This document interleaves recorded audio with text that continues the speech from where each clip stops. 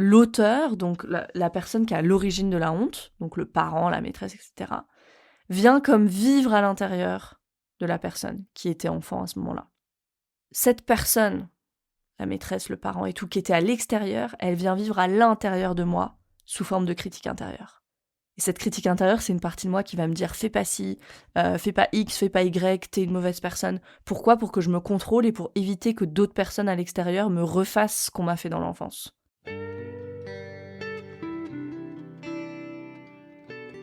Bienvenue dans Pas de soucis, le podcast pour se libérer de l'anxiété avec Camille Thomas. Je suis Camille et avant d'être coach de santé, j'ai été une grande anxieuse. Je me suis libérée de l'anxiété le jour où j'ai compris que ce n'était pas dans ma tête. Pas de soucis, c'est le podcast pour celles et ceux qui sont fatigués par tout ce qu'ils ont essayé et qui savent qu'ils ont le pouvoir de guérir de l'anxiété naturellement. Alors si tu veux vivre sans anxiété et que tu as l'intuition qu'on ne t'a pas tout dit, ce podcast est pour toi. Je te retrouve tous les lundis pour explorer les pistes qui te permettront d'accéder au calme à l'intérieur de toi. Je suis ravie que tu sois là aujourd'hui. Aujourd'hui, on se retrouve pour un sujet dont personne ne veut parler, que personne ne veut entendre, mais dont je vais parler, parce qu'il est rampant à l'intérieur de nous et donc dans la société, puisque la société c'est un gigantesque miroir, la honte. Alors, ce qu'il faut savoir sur la honte, c'est que déjà elle a une fonction, cette honte. La honte, comme la douleur, la fonction de la douleur, c'est de nous empêcher d'endommager nos propres tissus, pour qu'on reste en bonne santé. La honte, elle a à peu près la même fonction, mais avec les relations sociales. Donc, la fonction de la honte, c'est de nous empêcher d'endommager nos relations sociales. Et ou de nous motiver à les réparer si on les endommage. Donc ça, c'est la fonction évolutive de la honte. Et il n'y a pas de problème avec la honte en soi. Ça, c'est vraiment important de le dire dès le départ. Maintenant, il faut faire la différence entre la honte saine, qui est cette honte qui a une fonction. J'ai mal agi, je ressens de la honte, ce qui a pour conséquence de me faire changer mon comportement. Génial. Et la honte chronique.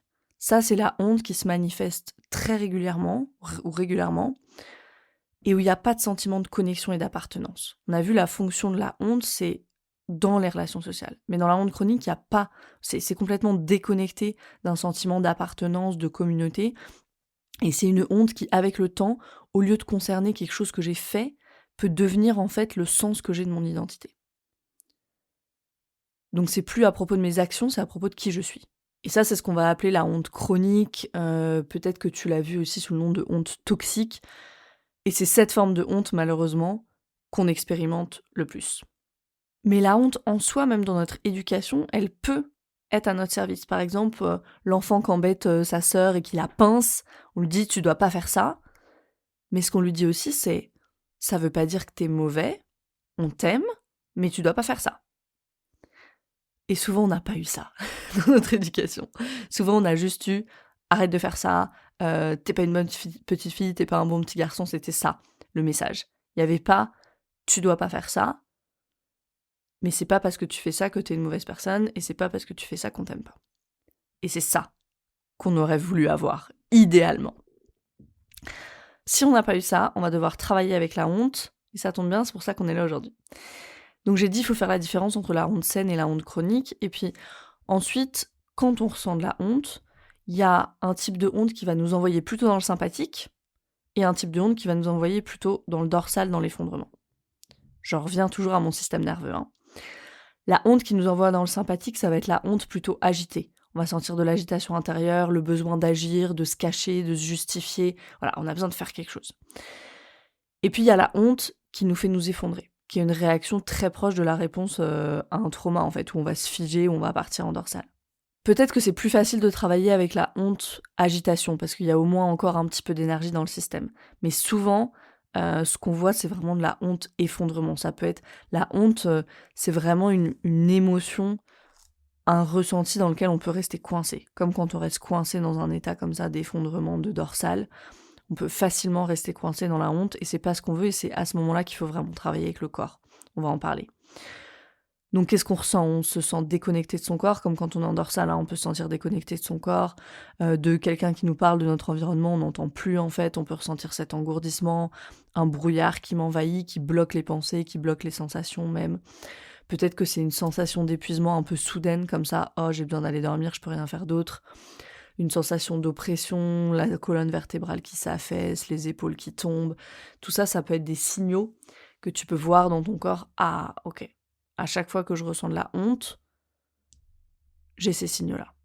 C'est ça qui se passe dans mon corps. Et ça, c'est vraiment intéressant comme indice parce que la honte, on veut tellement s'en couper que peut-être que tu ne la ressens pas comme honte.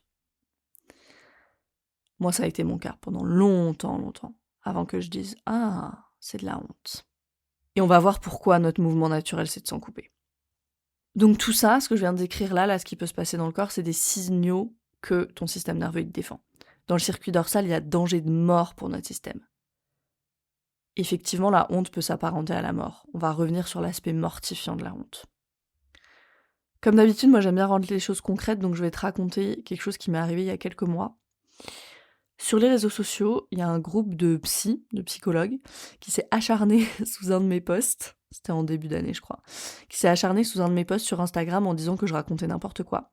C'était un post où je disais que aller chez un psy, donc elles se sont senties attaquées, qu'aller chez un psy qui propose que de la thérapie par la parole, ça permet pas de guérir de l'anxiété, ça permet peut-être de la manager, mais ça permet pas de guérir de l'anxiété, c'est pas la bonne stratégie, il faut inclure le corps. Ce post n'existe plus, tu vas comprendre pourquoi. Quand j'ai lu, je sais pas, il y avait une dizaine de commentaires, je pense, en dessous du post, tous plus virulents les uns que les autres. J'ai commencé vraiment à me sentir partir en sympathique avec des frissons partout, et puis je me suis effondrée très vite en dorsale. J'avais envie de tout arrêter. J'avais envie de tout arrêter. J'avais juste envie de fuir, en fait. Ça, je pense que c'était encore la réponse sympathique. J'ai été en sympathique. Moi, je suis davantage en sympathique qu'en dorsale, hein, généralement. Mais cette journée-là, j'étais agitée. J'ai pas pu toucher mon travail. En fait, réellement, en parlant, là, je pense que j'étais en frise parce qu'il y avait énormément d'énergie dans mon corps et en même temps, je pouvais rien en faire de cette énergie. Donc, j'étais dans la réponse de figement, ouais. Et c'est quelque chose que j'enseigne, ça. La régulation du système nerveux. C'est quelque chose dont je parle beaucoup, que je pratique beaucoup pour moi-même. Et pourtant, la honte, c'est une émotion qui est hyper forte, qui est corrosive. J'ai supprimé le post. La honte, souvent, chez moi, elle est couplée avec de la peur. C'est ce que j'ai remarqué. Ce que je dis là, c'est pas universel, hein. C'est vraiment ce que j'ai remarqué à propos de moi.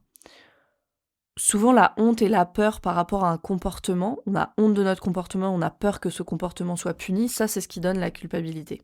Mais chez moi, j'ai l'impression que c'est pas ça. Et c'est quelque chose que je suis en train d'explorer. Ici, je te partage vraiment du work in progress dans cet épisode. J'aurais pu attendre que tout soit résolu avec ce sujet de la honte, être complètement bulletproof. Mais je veux pas faire ça.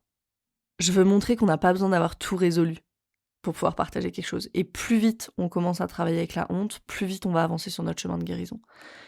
Donc c'est vraiment important que je le partage. Et si c'est un sujet que t'as pas encore touché du doigt ou que tu te dis « Oh, je ressens pas de honte, moi », je t'invite à écouter jusqu'au bout. Peter Levine, dont je suis les enseignements, il dit que la honte, elle fonctionne comme le cancer. C'est d'abord une cellule, et puis ça se multiplie, et ça devient de la honte chronique, qui, quand elle est réactivée par un épisode comme celui-ci, puisque c'était une réactivation, hein, l'épisode dont je viens de parler, qui est hyper difficile à vivre. Il y a une coach que j'aime bien qui s'appelle Annabelle Ingleton aux États-Unis. Elle travaille avec le trauma aussi depuis plus de 3 ans, je crois. À qui il est arrivé la même chose en fait, mais sur plusieurs semaines. Moi, c'était un post, elle, c'était pendant des semaines, avec des psys qui se sont acharnés sur elle. Et elle raconte dans un épisode de podcast, je crois, qui est sorti en septembre, son podcast, ça s'appelle Blooming, si tu veux aller écouter. Et elle raconte dans un épisode tout ça, tout ce processus là où elle a été, c'était vraiment du bullying, hein. Et comme vraiment ça l'a complètement détruit de l'intérieur, où elle est partie dans ce cycle de la honte en fait, vraiment ce shame cycle quoi, et qu'elle en est pas ressortie de toute l'année en fait. Et elle raconte comment elle a pris toutes les décisions dans son business cette année sur la base de la honte, et que ça lui a coûté énormément, alors déjà en termes de clients etc, mais dans son estime d'elle, et parce qu'elle a complètement arrêté de parler de trauma du jour au lendemain, alors que c'était ça qu'elle faisait depuis 3 ans, et du coup plus personne comprenait ce qu'elle faisait. Bref, et son partage, il m'a vraiment aidée. C'est pour ça que je me suis dit, il faut vraiment que moi j'en parle aussi, et que je partage un peu ce travail que je fais sur la honte et ça m'a vraiment aidée parce que je me suis dit: «Waouh, même les personnes qui travaillent sur ces sujets depuis bien plus longtemps que moi sont encore parfois aux prises avec la honte, quand c'est réactivé de façon hyper forte comme ça». Parce que la honte, c'est une émotion ultra puissante et quand on est prise comme ça dans le cycle, hein, ça peut être hyper, hyper difficile de s'en sortir. Et plus que de la honte, ce qu'Annabelle, elle a vécu, c'est de l'humiliation, en fait. Et ça, c'est un sujet que je rencontre souvent en coaching, quand on parle voilà, de son enfance, des traumas de l'enfance, c'est le sujet de l'humiliation.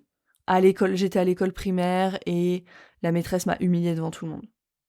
Je pense que c'est arrivé à bien plus de personnes qu'on l'imagine ça. Ou il y a un enfant qui s'acharnait sur moi dans la cour de récréation et tout le monde se moquait de moi, et c'était l'humiliation.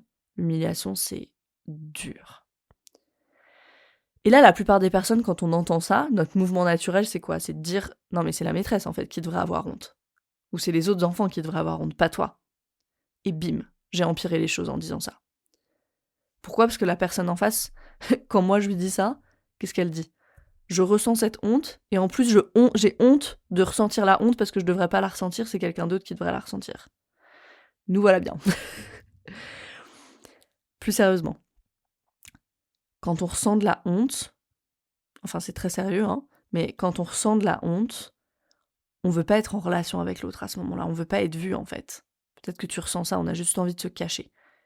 Et on n'a pas besoin d'être réconforté, en fait, dans ce moment précis.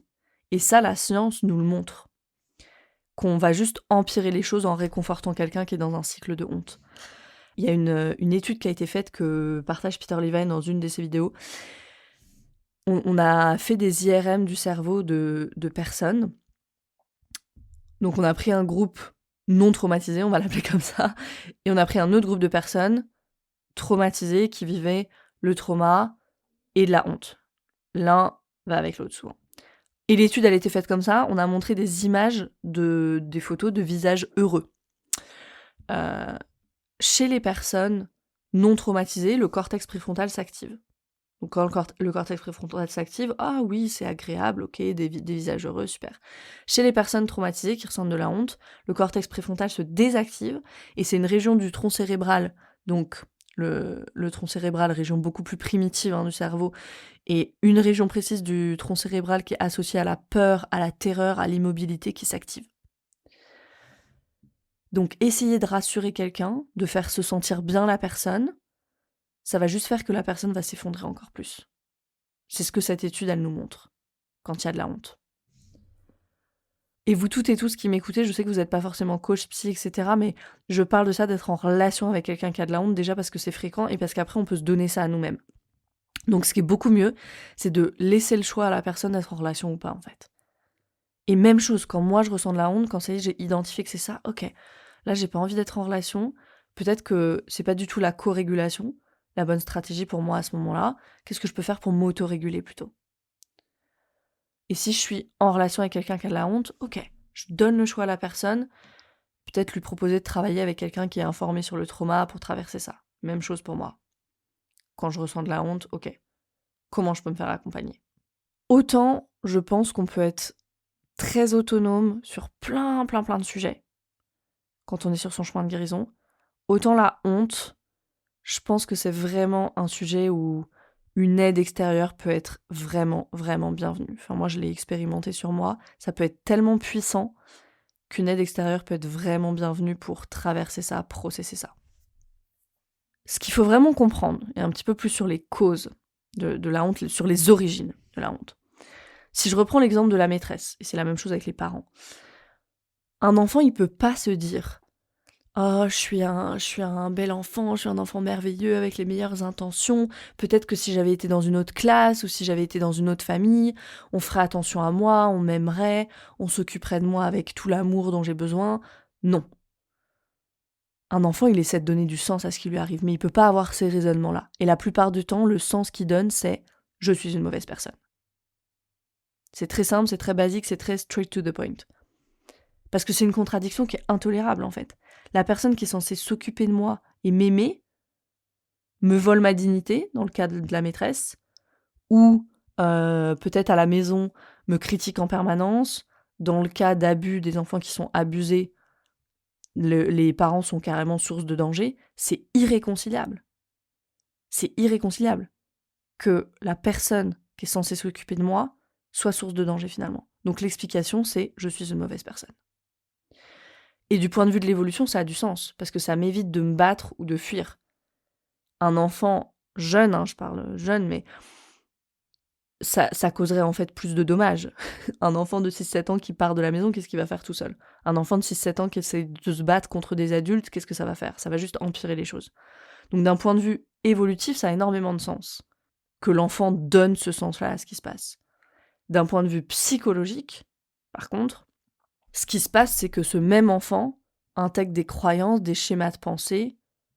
Et les croyances, le schéma de pensée, c'est je suis une mauvaise personne, j'ai tort, j'ai pas de valeur, j'arrive jamais à rien.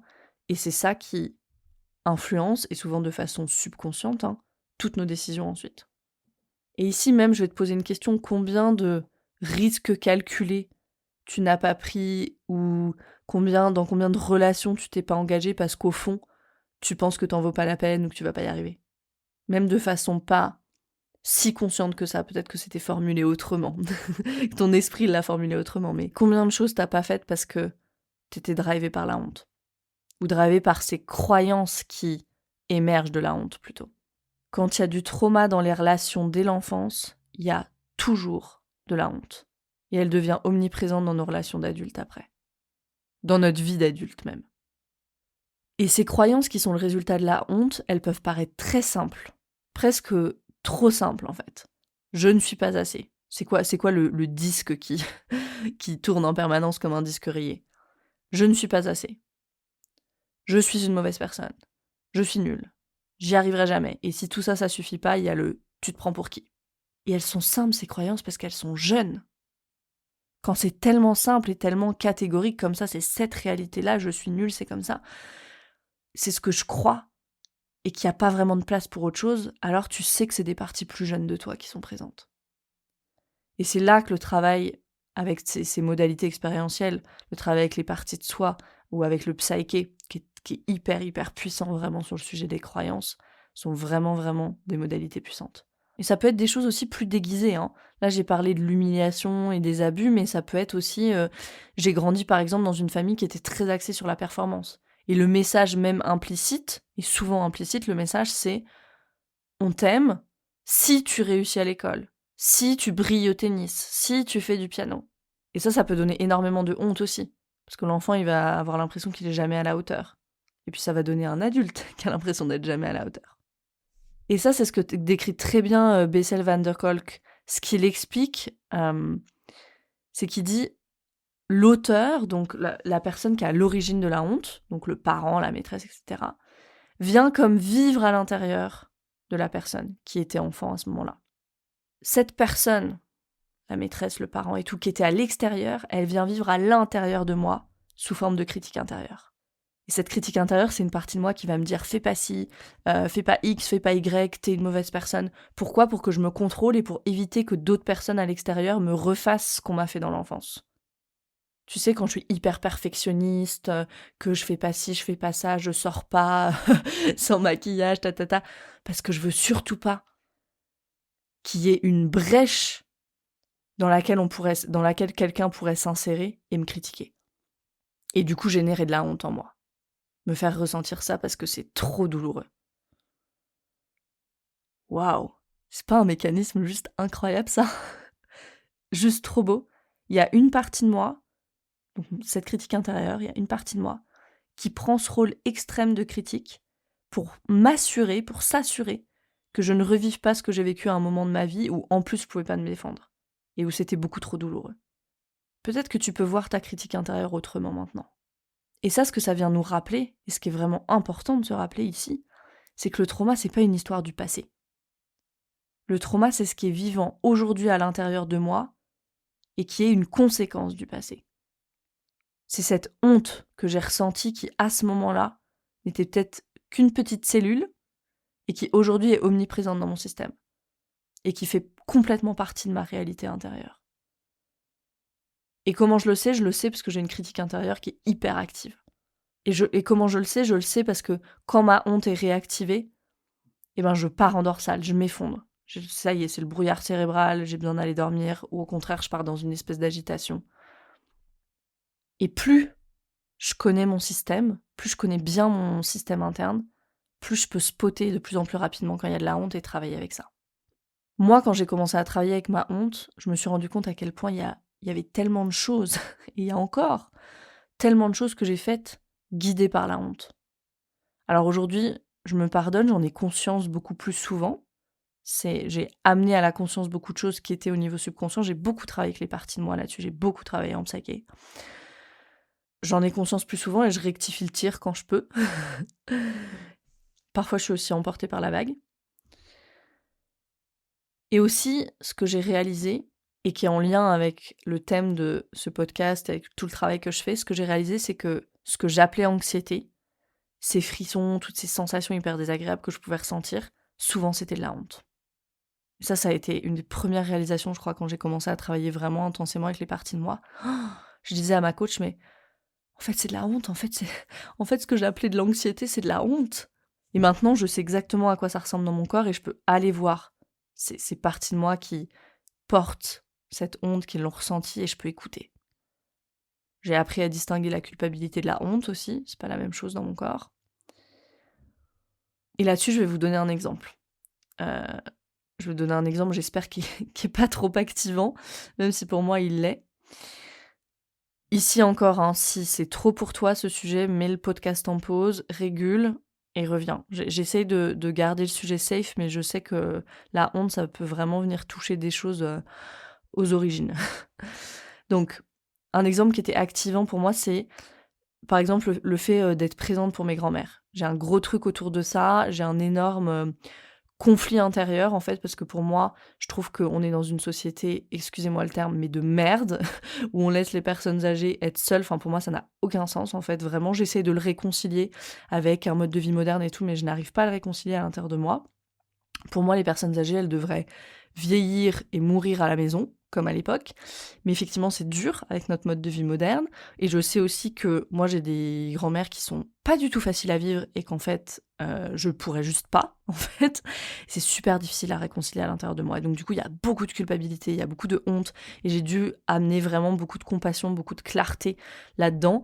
Et voilà, donc je veux prendre cet exemple pour faire un peu la différence entre la honte et la culpabilité. La culpabilité, c'est quand j'ai pas appelé ma grand-mère de toute la semaine, par exemple, et lui dire: «J'ai été super prise, je t'ai pas appelé, mais je sais que t'es seule, c'était pas cool, est-ce que tu me pardonnes?» Ça, c'est la culpabilité. Ici, le focus, il est vraiment sur mon action. Et du coup, je suis capable de demander: «Est-ce que tu me pardonnes?» La honte, au contraire, elle m'empêche de dire ça, elle m'empêche de rectifier mon comportement, en fait. Parce que dans la honte, c'est pas j'ai fait une erreur, c'est je suis une erreur. Et ça, c'est tellement douloureux. C'est tellement dur. Il y a rien de plus corrosif que la honte. Ça vient toucher la dignité de quelqu'un. Quand on parle de honte, d'humiliation, la dignité du soi, du self, on dit en anglais. La honte, elle est mortifiante. D'ailleurs, il y a une étude qui était parue en 1973 sur les peurs, justement, dans le Sunday Times de Londres, et qui montrait, donc l'étude, elle montrait que les résultats de l'étude, quand on demandait aux gens, donc l'étude c'était ça, on demandait aux gens de quoi ils ont peur. Et quand on demandait aux gens de quoi ils ont peur, la peur de parler en public était davantage sélectionnée que la mort. Or, de quoi est-ce qu'on a vraiment peur quand on a peur de parler en public? On a peur de se ridiculiser, on a peur d'être jugé, autrement dit, on a peur d'avoir honte. Et ce qui est intéressant, c'est qu'en 2012, et donc il y a eu beaucoup d'articles là-dessus, des articles de journaux avec des titres on a plus peur de parler en public que de mourir, etc. Et donc ce qui est intéressant, c'est qu'en 2012, l'étude elle a été reproduite par une équipe de chercheurs pour vérifier si c'était bien vrai, cette histoire de on a davantage peur d'avoir honte que de mourir. Et cette étude de 2012, elle a révélé que la peur de parler en public, effectivement, elle était plus souvent choisie comme peur commune que toute autre peur, y compris la peur de la mort. Par contre, si on demandait, c'était des étudiants qui ont participé à l'étude, quand on demandait aux étudiants de choisir la peur principale, c'était la mort qui était choisie le plus souvent. Donc qu'est-ce que ça nous dit? Ça nous dit, moi c'est comme ça que je l'interprète. La peur d'avoir honte, c'est pas la plus puissante, elle n'est pas plus puissante que la peur de la mort, mais par contre c'est celle à laquelle on pense en premier. Ce qui lui donne en soi beaucoup de puissance. Donc c'est pas étonnant que notre premier mouvement, il soit tellement, ce soit un mouvement tellement viscéral de repousser la honte, en fait, de juste pas vouloir ressentir ça. C'est tellement puissant.